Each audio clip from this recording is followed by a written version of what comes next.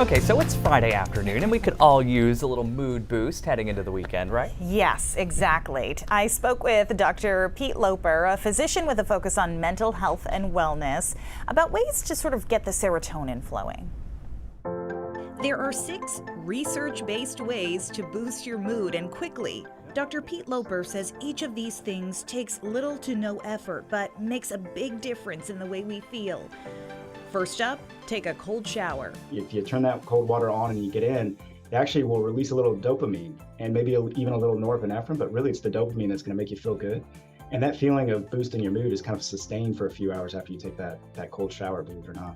His warning, though, do it with intention. There's a fine line between raising your anxiety level in the cold and doing something you know will help your mind and body. Second, get early morning sunlight exposure. That first early morning sunlight, it's really, really important because it sets your circadian cycling, it sets your sleep cycle.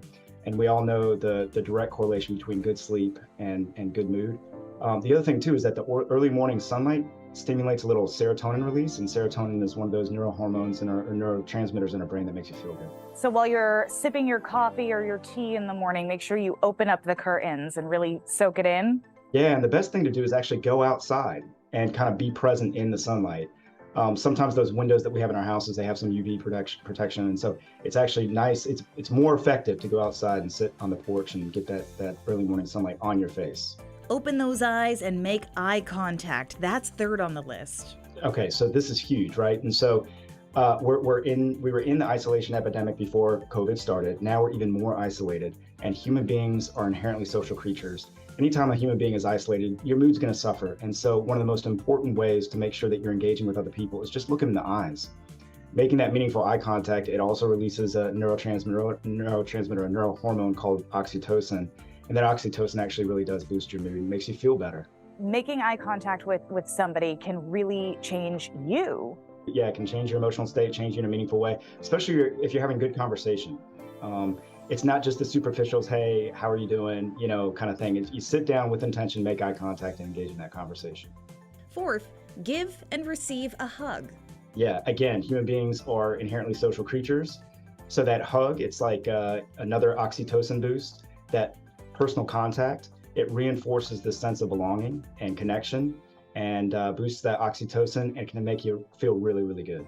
And if you're not willing to touch people just yet, fifth on the list of mood boosters is pet your animal.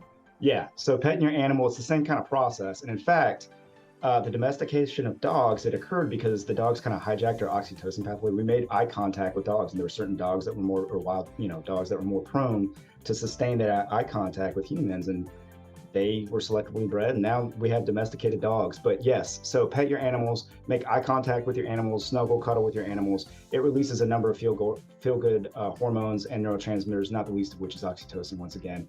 And finally, be intimate with your partner. Kind of self-explanatory. Again, we're inherently social creatures. Marvin Gaye was a very smart man. He knew exactly what he's talking about. So yeah, take that time out of your day to be intimate with your partner with intention. And what does that do for our mood? Yeah, so it's still like kind of the same neurotransmitter cascade. It's going to bump dopamine. You're going to get a good hit of oxytocin. The other thing too is there's a lot of endorphins that are released by being intimate with your partner. And so that process is just really, really important to not only make sure that you're feeling good in the moment, but also to sustain that meaningful relationship with your partner. And that's super important, not just in the moment, but for long-term, for sustained health and well-being.